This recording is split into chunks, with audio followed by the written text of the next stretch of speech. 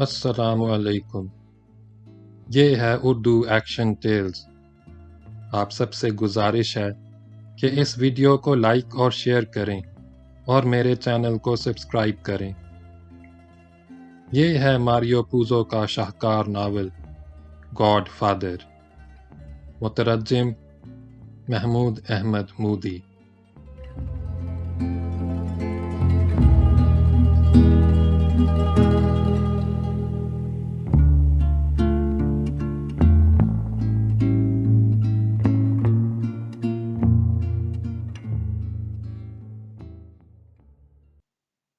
باب number 26۔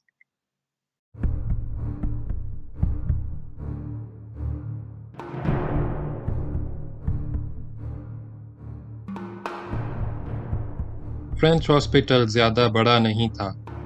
Michael کمرے کی کھڑکی میں کھڑے ہو کر باہر سڑک تک کا منظر دیکھ سکتا تھا۔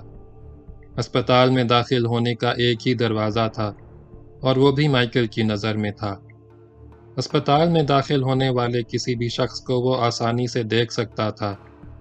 اس نے محسوس کیا کہ اگر وہ ہسپتال کے گیٹ پر جا کر کھڑا ہو جائے تو زیادہ اچھا ہوگا۔ داخلی دروازے پر اس کا بے خوفی سے کھڑے ہونا کسی بھی حملہ آور کو کم از کم وقتی طور پر تشویش میں مبتلا کر سکتا تھا۔ وہ تیزی سے سیڑھیاں اتر کر نیچے آیا اور ہسپتال کے گیٹ سے نکل کر فٹ پاتھ کے ایک سٹریٹ لائٹ کے عین نیچے کھڑا ہو گیا تاکہ آنے والا دور سے ہی اس کی شکل دیکھ لے اور اگر وہ اسے پہچانتا ہو تو اس کی موجودگی سے کسی نہ کسی حد تک ہڑبڑا سکے۔ اس نے سگریٹ سلگا لی۔ اسی اثناء میں اسے ایک نوجوان موڑ سے نمودار ہوتا ہوا ہسپتال کی طرف آتا دکھائی دیا۔ اس کی بغل میں ایک پارسل سا دبا ہوا تھا۔ وہ جب روڈ کے درمیان میں آیا تو مائیکل کو اس کا چہرہ کچھ شناسا سا لگا، لیکن اسے یاد نہیں آ سکا کہ اس نے پہلے اسے کہاں دیکھا تھا۔ نوجوان سیدھا اسی کی طرف آیا اور اس کے عین سامنے آن رکا۔ پھر وہ مصافحے کے لیے ہاتھ بڑھاتے ہوئے بولا، ڈان مائیکل، آپ نے مجھے پہچانا؟ میں اینزیو ہوں۔ میں مسٹر نیزورین کی بیکری پر کام کیا کرتا تھا، ان کا معاون تھا۔ اب میں ان کا داماد بھی ہوں۔ آپ کے والد نے میرے کاغذات بنوا کر مجھے امریکہ کی شہریت دلوائی تھی۔ اس طرح گویا انہوں نے مجھے ایک نئی زندگی دی تھی۔ میں ان کا یہ احسان کبھی نہیں بھول سکتا۔ مائیکل نے اس سے ہاتھ ملایا۔ اسے اب یاد آ گیا تھا کہ وہ کون تھا۔ اینزیو نے بات جاری رکھتے ہوئے کہا، میں آپ کے والد کی عیادت کے لیے آیا تھا، مگر مجھے بہت دیر ہوئی ہے۔ کیا ہسپتال والے اس وقت مجھے اندر جانے دیں گے؟ اس کا لہجہ اطالوی تھا۔ مائیکل نے مسکراتے ہوئے نفی میں سر ہلایا، نہیں، لیکن بہرحال تمہارا بہت شکریہ۔ میں ڈان کو بتا دوں گا کہ تم آئے تھے۔ اسی لمحے بڑی سی ایک سیاہ کار سڑک کے کونے پر نمودار ہوئی اور ہلکی مگر گرجدار سی آواز کے ساتھ ان کی طرف آتی دکھائی دی۔ مائیکل نے جلدی سے نیچی آواز میں کہا، شاید یہ پولیس ہو۔ ممکن ہے یہاں کوئی مسئلہ کھڑا ہو جائے اور تم بھی اس کی لپیٹ میں آ جاؤ۔ تم چاہو تو فوراً یہاں سے رخصت ہو سکتے ہو۔ نوجوان اینزیو کے چہرے پر ایک لمحے کے لیے خوف نمودار ہوا، مگر دوسرے ہی لمحے وہ گویا دل ہی دل میں کسی فیصلے پر پہنچتے ہوئے مضبوط لہجے میں بولا، اگر کوئی مسئلہ کھڑا ہوا تو میں اپنی بساط کے مطابق تمہارے کام آنے کی کوشش کروں گا۔ ڈان نے مجھ پر جو احسان کیا ہے اس کے بعد اتنا تو میرا فرض بنتا ہے۔ حالانکہ پولیس کے سامنے کسی مسئلے میں الجھنے سے اس کی وہ شہریت منسوخ ہو سکتی تھی جو اسے بڑی مشکل سے ملی تھی، مگر اس وقت اس نے مائیکل کے کہنے کے باوجود راہ فرار اختیار نہ کر کے بڑی جواں مردی کا ثبوت دیا تھا۔ مائیکل کو اس کی بات بہت اچھی لگی۔ وہ اس کے جذبے سے متاثر ہوئے بغیر نہ رہ سکا۔ اسے احساس ہوا کہ اینزیو کی اس وقت اس کے ساتھ موجودگی اس کے حق میں بہت مفید بھی ثابت ہو سکتی تھی۔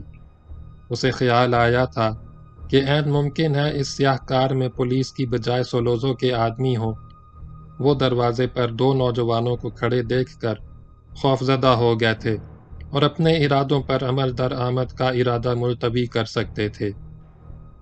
وہ کار آگے بڑھتی چلی گئی۔ اس میں کوئی فیملی تھی۔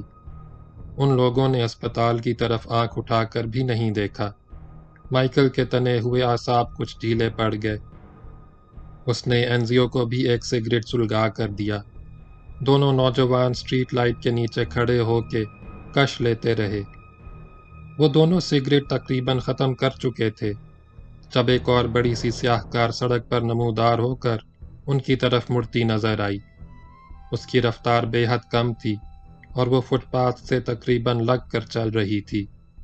ان کے قریب آتے آتے وہ گویا رکنے لگی۔ مائیکل نے اس میں موجود افراد کو دیکھنے کے لیے آنکھیں سکیڑ کر ذرا گردن جھکائی تو یکدم کار کی رفتار تیز ہو گئی اور وہ آگے نکلتی چلی گئی۔ ایسا لگا جیسے کسی نے اسے پہچان کر وہاں رکنے کا ارادہ ملتوی کر دیا تھا۔ مائیکل نے ایک اور سگریٹ سلگا کر انزیو کو دی۔ اس نے دیکھا کہ انزیو کے جسم میں ہلکی سی کپکپاہٹ تھی۔ مائیکل کو یہ دیکھ کر خود اپنے بارے میں حیرت ہوئی کہ اس کے ہاتھوں میں ذرا بھی لرزش نہیں تھی۔ انہیں وہاں کھڑے مزید 10 منٹ بھی نہیں گزرے ہوں گے کہ فضا میں کار کے سائرن کی آواز گونج اٹھی۔ ایک پولیس کار تیز رفتاری سے اس طرح موڑ عبور کر کے ان کی طرف آئی کہ اس کے ٹائر چرچرا اٹھے۔ کار ہسپتال کے عین سامنے آن رکی۔ اسکواڈ کاریں اس کے پیچھے پیچھے آن پہنچیں۔ چند لمحے بعد ہسپتال کے گیٹ پر بہت سے باوردی پولیس والے نظر آنے لگے۔ مائیکل نے سکون کی سانس لی۔ غالباً سنی پولیس کے محکمے کو حرکت میں لانے میں کامیاب ہو گیا تھا۔ مائیکل پولیس آفیسرز کو خوش آمدید کہنے کے ارادے سے آگے بڑھا۔ اس سے پہلے کہ اس کے منہ سے کوئی خیر مقدمی لفظ نکلتا، دو جسیم اور مضبوط پولیس والوں نے اس کے دونوں بازو سختی سے پکڑ لیے اور تیسرا اس کی تلاشی لینے لگا۔ پھر ایک تنومند کیپٹن آگے آتا دکھائی دیا۔ پولیس والوں نے احتراماً جلدی سے اس کے لیے راستہ چھوڑ دیا۔ اس کی ٹوپی پر طلائی نشان چمک رہا تھا۔ اس کے بال، جو ٹوپی کے نیچے سے لٹک رہے تھے، ان میں سفیدی غالب تھی اور وہ خاصا موٹا بھی تھا۔ اس کے باوجود وہ توانا اور سانڈ کی طرح مضبوط معلوم ہو رہا تھا۔ اس کا چہرہ سرخ اور پرگوشت تھا۔ وہ مائیکل کے سامنے آن رکا اور کھردری آواز میں برہمی سے بولا، میرا خیال تھا میں نے تم سب بدماشوں کو حوالات میں ڈال دیا ہے۔ تم کہاں سے آ گئے اور کون ہو، یہاں کیا کر رہے ہو؟ اس سے پہلے کہ مائیکل کوئی جواب دیتا، اس کی تلاشی لینے والے نے اپنے آفیسر کو مطلع کیا۔ اس کے پاس کوئی ہتھیار نہیں ہے کیپٹن۔ مائیکل خاموشی سے کیپٹن کا گہری نظروں سے جائزہ لے رہا تھا۔ سادہ لباس کے ایک سراغ رساں نے دبی دبی سی آواز میں کیپٹن کو بتایا، یہ مائیکل کورلیون ہے، ڈون کورلیون کا بیٹا۔ مائیکل نے کیپٹن کی نیلی اور شفاف آنکھوں میں آنکھیں ڈال کر پرسکون لہجے میں پوچھا، وہ دونوں پولیس سراغ رساں کہاں ہیں جنہیں میرے والد کی حفاظت کے لیے سرکاری طور پر تعینات کیا گیا تھا؟ انہیں کس نے ان کی ڈیوٹی سے ہٹایا تھا؟ پولیس کیپٹن کا سرخ چہرہ غصے سے بالکل ہی لال بھبوکا ہو گیا۔ وہ مائیکل کو ایک گالی دے کر غضبناک انداز میں گرجا، تم کون ہوتے ہو مجھ سے پوچھنے والے؟ میں نے ہٹایا تھا انہیں ڈیوٹی سے، اب بتاؤ تم میرا کیا بگاڑو گے؟ جب تمہارے باپ کو گولیاں ماری گئیں، اس موقع پر اگر میں موجود ہوتا تو میں اسے بچانے کے لیے انگلی بھی نہ ہلاتا۔ تم لوگوں جیسے بدماش اگر آپس میں لڑ لڑ کر ایک دوسرے کو ہلاک کر دیں تو مجھے بڑی خوشی ہوگی۔ اب فوراً یہاں سے دفع ہو جاؤ اور مریضوں سے ملاقات کے جو اوقات مقرر ہیں ان کے علاوہ میں ایک لمحے کے لیے بھی یہاں تمہاری شکل نہ دیکھوں، سمجھے؟ مائیکل بدستور گہری نظر سے پولیس کیپٹن کے چہرے کا جائزہ لے رہا تھا۔ حیرت انگیز بات تھی کہ اسے اب بھی غصہ نہیں آیا تھا۔ اس کے برعکس اس کا ذہن نہایت تیزی سے منطقی انداز میں حالات کا تجزیہ کرنے کی کوشش کر رہا تھا۔ وہ سوچ رہا تھا کہ یہ کیپٹن سولوزو کے ہاتھ بکا ہوا تو نہیں تھا۔ عین ممکن تھا کہ 6 منٹ پہلے گزرنے والی کار میں سولوزو خود موجود ہو۔ ہسپتال کے گیٹ پر مائیکل اور ایک توانا سے نوجوان کو کھڑے دیکھ کر اس نے اپنے ارادوں پر عمل درآمد کا ارادہ ملتوی کر دیا ہو اور آگے جاتے ہی پولیس کیپٹن سے رابطہ کر کے اس سے کہا ہو، میں نے تو تمہیں تمام آدمیوں اور پولیس کے سراغ رسانوں کو ہسپتال سے ہٹانے کے لیے بھاری رقم دی تھی، لیکن وہاں تو اب بھی ڈان کا بیٹا اور دوسرے لوگ موجود ہیں۔ مائیکل پرسکون لہجے میں کیپٹن سے مخاطب ہوا، میں اس وقت تک ہسپتال سے کہیں نہیں جاؤں گا جب تک تم میرے والد کے کمرے پر کچھ پولیس آفیسرز کو حفاظت کے لیے تعینات نہیں کر دیتے۔ کیپٹن نے اس بات کا جواب دینے کی زحمت نہیں کی اور اپنے پاس کھڑے سادہ لباس والے سراغ رساں کو مخاطب کیا، فل، اس بدماش کو بھی لے جا کر حوالات میں ڈال دو۔ سراغ رساں نے ہچکچاہٹ آمیز انداز میں گویا کیپٹن کو سمجھانے کی کوشش کی، اس نوجوان کے پاس کوئی ہتھیار برآمد نہیں ہوا ہے کیپٹن، اس کا شمار میدان جنگ کے ہیروز میں ہوتا ہے اور یہ کبھی کسی قسم کے ناجائز دھندوں اور گروہ بازی میں ملوث نہیں رہا۔ اس کے ساتھ کوئی زیادتی ہوئی تو اخبارات ہنگامہ کھڑا کر سکتے ہیں۔ کیپٹن قہر برساتی آنکھوں سے سراغ رساں کی طرف دیکھتے ہوئے دھاڑا، لعنت ہو تم پر، میں تم سے کہہ رہا ہوں اسے لے جا کر حوالات میں بند کر دو۔ اس لمحے مائیکل پلک جھپکائے بغیر کیپٹن کو گھورتے ہوئے پرسکون لہجے میں بول اٹھا، میرے والد کو ہلاک کرنے کے لیے راستہ صاف کرنے کا تمہیں سولوزا نے کتنا معاوضہ دیا ہے کیپٹن؟ کیپٹن کے چہرے سے یوں لگا جیسے وہ غصے کی شدت سے ذہنی توازن کھو بیٹھے گا۔ اس نے مائیکل کے دائیں بائیں کھڑے پولیس والوں کو مخصوص انداز میں اشارہ کیا۔ انہوں نے مائیکل کے بازو زیادہ مضبوطی سے جکڑ لیے اور پھر کیپٹن کا گھونسا پوری طاقت سے مائیکل کے چہرے پر پڑا۔ گھونسا کیا، وہ گویا کوئی بھاری ہتھوڑا تھا جس کی ضرب سے مائیکل کی آنکھوں کے سامنے اندھیرا چھا گیا۔ اس نے اپنے منہ میں خون کا ذائقہ اور 3-4 چھوٹی چھوٹی ہڈیوں کی موجودگی محسوس کی اور درد کا ایک سیلاب گویا اس کے چہرے اور سر پر پھیل گیا۔ اسے احساس ہوا کہ اس کے 3-4 دانت ٹوٹ گئے تھے اور جبڑا ہل گیا تھا۔ اس کے سر کے اندر گویا بم پھٹ گیا تھا۔ اگر دونوں پولیس والوں نے اس کے بازو مضبوطی سے نہ پکڑ رکھے ہوتے تو شاید وہ گر جاتا، تاہم وہ بے ہوش نہیں ہوا تھا۔ اسے احساس تھا کہ سادہ لباس والا سراغ رساں اس کے اور کیپٹن کے درمیان حائل ہو گیا تھا۔ وہ کیپٹن سے کہہ رہا تھا، خدا کی پناہ کیپٹن، تم نے اسے زخمی کر دیا ہے۔ کیپٹن بلند آواز میں بولا، کیا بکواس کر رہے ہو؟ میں نے تو اسے چھوا بھی نہیں، یہ گرفتاری سے مزاحمت کر رہا تھا اور مجھ پر حملہ کرنے کے لیے جھپٹ رہا تھا، مگر ٹھوکر کھا کر گر پڑا، یوں اسے چوٹ لگ گئی، سمجھ میں آئی بات؟ مائیکل کی آنکھوں کے سامنے سرخی آمیز دھندلاہٹ سی پھیل گئی تھی۔ اسی حالت میں اس نے مزید چند کاریں سڑک پر نمودار ہوتے دیکھیں۔ کاریں اسپتال کے قریب آ کر رک گئیں اور ان میں سے لوگ اترتے دکھائی دیے۔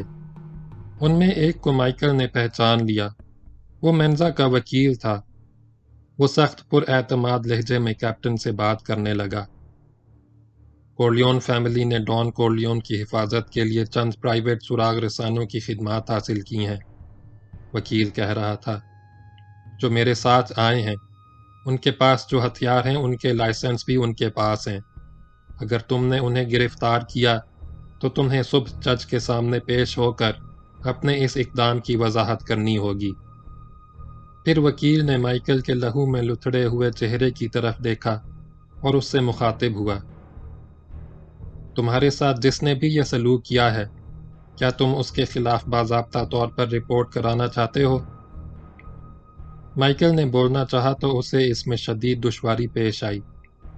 درد کی ایک نئی لہر اس کے چہرے اور سر میں پھیل گئی۔ اس کا جبڑا اپنی جگہ سے ہل چکا تھا اور بولنے کے لیے اسے حرکت دینا گویا اس کے بس میں نہیں تھا، لیکن وہ بڑبڑانے کے سے انداز میں کسی نہ کسی طرح یہ کہنے میں کامیاب ہو گیا، میں گر گیا تھا، مجھے چوٹ لگی ہے۔ کیپٹن کے چہرے پر طمانینت پھیل گئی اور اس نے فاتحانہ انداز میں وکیل کی طرف دیکھا۔ اپنی تمام تر تکلیف اور اذیت کے باوجود نہ جانے کیوں مائیکل اس وقت اپنے آپ کو ذہنی طور پر بالکل پرسکون محسوس کر رہا تھا۔ اس کے دل میں صفاکی کی ایک سرد لہر نے جنم لیا تھا جس سے اب تک وہ ناآشنا تھا۔ کیپٹن کے لیے اس کی رگوں میں لہو کی جگہ گرم نفرت کا لاوا دوڑنے لگا تھا، لیکن وہ فی الحال عام لوگوں کی طرح اس کا رد عمل ظاہر نہیں کرنا چاہتا تھا۔ وہ ابھی اپنے تمام محسوسات دنیا سے اور خاص طور پر پولیس کیپٹن سے مخفی رکھنا چاہتا تھا۔ اس کا اندازہ تھا کہ شاید اس کا باپ بھی اس قسم کی صورتحال میں ایسا ہی کرتا۔ اس نے محسوس کیا کہ اسے سہارا دے کر ہسپتال کے اندر لے جایا جا رہا تھا۔ اسی دوران اس کا ذہن تاریکی میں ڈوب گیا۔